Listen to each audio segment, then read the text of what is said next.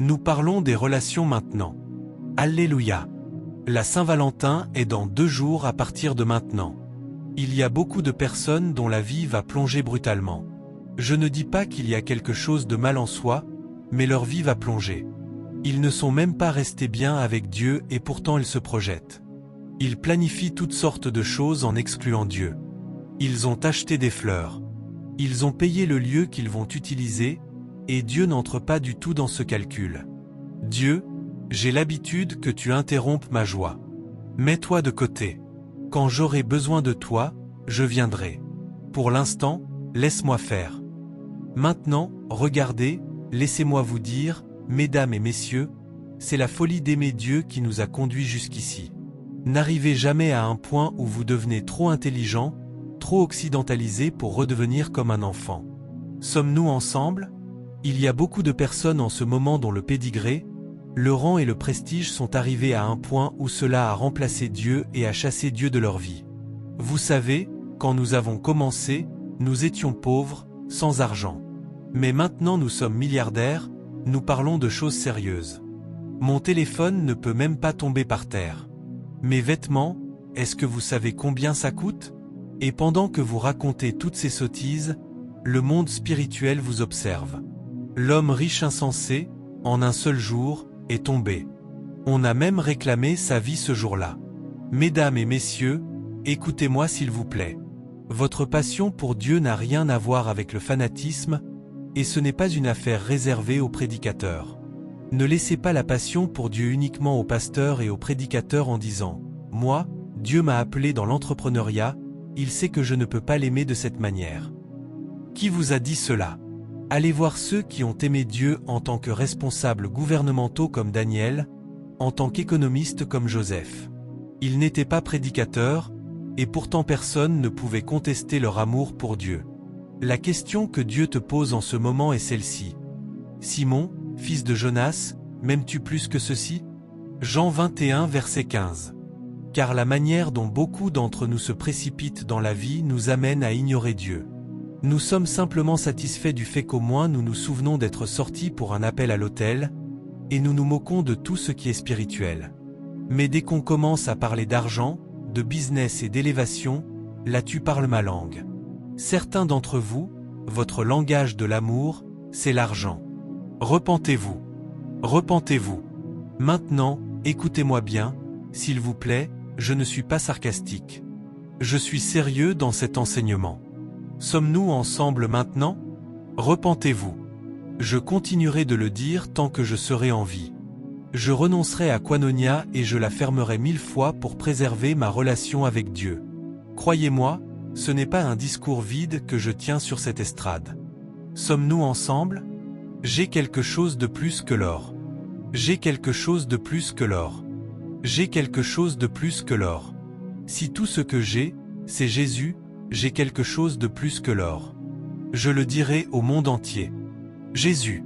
Ainsi, la première dimension de relation, si vous voulez que des portes s'ouvrent pour vous, c'est avec Dieu. Avec Dieu. La première dimension de relation.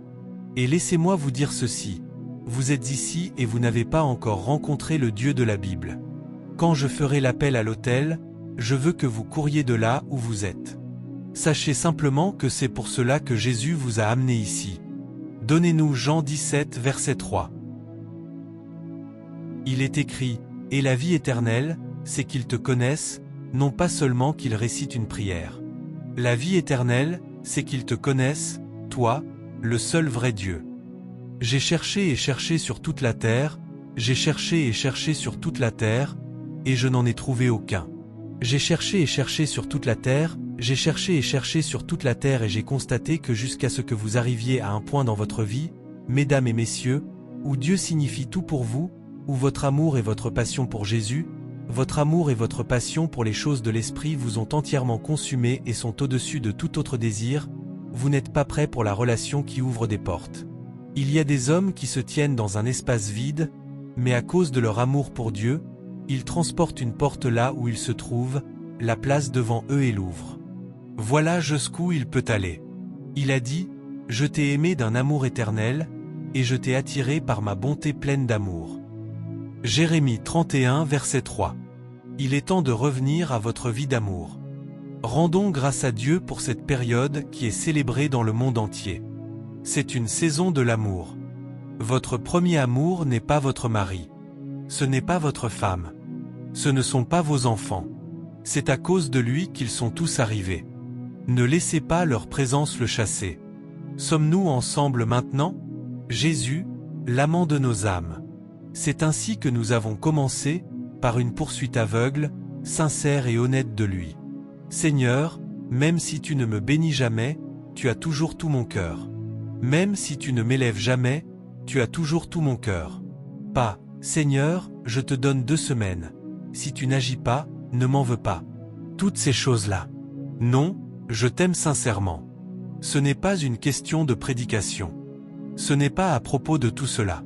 Non, le chant que nous chantons dit que tout appartient, et même l'air que je respire, tout appartient, tout appartient. Je voudrais que vous posiez la main sur votre tête pendant 1 minute et que vous vous repentiez de toute forme d'idolâtrie. Seigneur, je ne sais pas ce qui a pris ta place dans ma vie. La poursuite des choses, la poursuite de la renommée, la poursuite de l'argent, la poursuite des positions.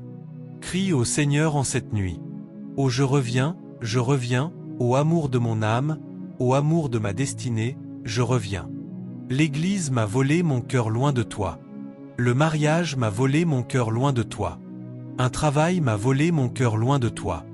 La célébrité m'a volé mon cœur loin de toi. Le Naira et les Kobos, les dollars et les livres sterling m'ont volé mon cœur loin de toi. Mais je reviens. Quelqu'un crie, je reviens au nom de Jésus, je reviens. Vous priez encore 1 minute. Prends tout de moi, Seigneur, tu as tout ce que je suis. Prends tout de moi, tu as tout ce que je suis. Tout de moi, Seigneur, tu as tout ce que je suis. Prends tout de moi. Oins tout ce que je suis. Utilise tout ce que je suis. Je libère tout ce que je suis. Tu as tout ce que je suis. Prends tout de moi, Seigneur. Prends tout de moi, Seigneur, tu as tout ce que je suis. S'il vous plaît, ouvrez votre bouche et priez. Père, je t'aime plus que le ministère. Je t'aime plus que la prophétie. Je t'aime plus que le mariage. Je t'aime plus que les enfants. Je t'aime plus qu'un travail. Je t'aime plus que l'excellence dans les affaires. Je t'aime plus que la prospérité financière. Quelqu'un prie, que personne ne soit détruit. Homme de Dieu, il est temps que ton amour pour le ministère passe derrière la croix et ne remplace jamais ton amour pour Jésus. Il est temps que ton amour pour la renommée et le pouvoir, même s'il porte l'apparence de la spiritualité, passe derrière la croix, afin que Jésus seul soit élevé comme l'expression de ton amour. Il est bon d'exceller. Il est temps que ton amour et ton désir pour les choses matérielles reculent dans la file d'attente, afin que rien ni personne n'ait la capacité de prendre sa place dans ta vie. Oh, si je dois périr, que je périsse en t'aimant. Si j'avance, que j'avance en t'aimant. Si je piétine, que je piétine en t'aimant. Si je m'élève, que je m'élève en t'aimant. Tout ce que je recevrai un jour et qui exigera que je cesse de t'aimer, que cela n'arrive jamais, au nom de Jésus. Maintenant, écoutez attentivement. Lorsque Jésus a commencé avec les disciples qui deviendraient plus tard les apôtres de l'agneau, il les a appelés et ils sont devenus ses disciples. Mais à mesure que cette intimité grandissait, beaucoup de choses ont commencé à leur arriver. Un jour, Jésus a dit, « Je ne vous appelle plus serviteurs, mes amis. » Jean 15 verset 15. Il leur faisait comprendre que vous avez franchi un palier, vous avez démontré votre amour, vous avez traversé beaucoup d'épreuves. Savez-vous ce que cela signifie que Dieu vous donne un titre appelé l'ami de Dieu? Qui, dans la Bible, portait ce nom? Et qu'est-ce qui a suivi dans la destinée de celui qui avait ce nom? Abraham a été appelé bien plus qu'un guerrier de prière, bien plus qu'un géant du jeûne. C'est un titre noble que Dieu vous appelle son ami, car dans l'amitié, il n'y a pas de secret. Il y a l'ouverture des secrets. Dieu peut vous interpeller. Cacherai-je cela à mon ami Abraham? Je peux le cacher à ma créature, mais pas à mon ami Abraham. Voici ce que je veux faire. Laisse-moi te donner une chance en tant qu'ami. Et Abraham est venu non seulement comme la créature de Dieu, mais comme un ami, et il a dit, « Attends, puisque tu m'as appelé ton ami, permets-moi de négocier. J'ai un intérêt à propos de Sodome et Gomorrhe. » Genèse 18 versets 17 à 33. Quelqu'un qui était mon ami auparavant a laissé la quête des choses matérielles l'éloigner à cause de cette amitié. Souvenez-vous que celui qui était dans la pièce ne l'appelait pas ami, mais celui qui était dehors a quand même dit que tant qu'il restait une personne portant encore ce point de connexion, il a dit « Laisse-moi plaider pour l'eau. Peut-être s'il y a 50 personnes, peut-être s'il y en a 40. » C'était une négociation qui se faisait à la table de l'amitié. Je suis un ami de Dieu. Je suis un ami de Dieu. Je suis un ami de Dieu. Il m'appelle son ami. Ce n'est pas moi qui l'ai appelé. Comment oserais-je l'appeler ami, le Créateur des extrémités de la terre? Et pourtant je suis un ami de Dieu, il m'appelle son ami. Ne soyez donc pas surpris de voir les bénéfices de l'amitié accompagner certaines personnes. La Bible dit qu'il y a un ami qui s'attache plus qu'un frère. Proverbe 18 verset 24. Cacherai-je cela? Je ne sais pas à qui Dieu parle, mais il y a des personnes ici ce soir à qui Dieu dit qu'il y a un niveau plus profond d'amitié. Venez, venez. Ce christianisme nominal, cette superficialité d'ici et de là, traiter Dieu comme une idole, comme un étranger, comme s'il s'agissait d'une pierre sculptée quelque part. Nous servons Dieu comme si nous pratiquions l'idolâtrie. Il existe une relation fonctionnelle avec des preuves. Venez, venez, venez.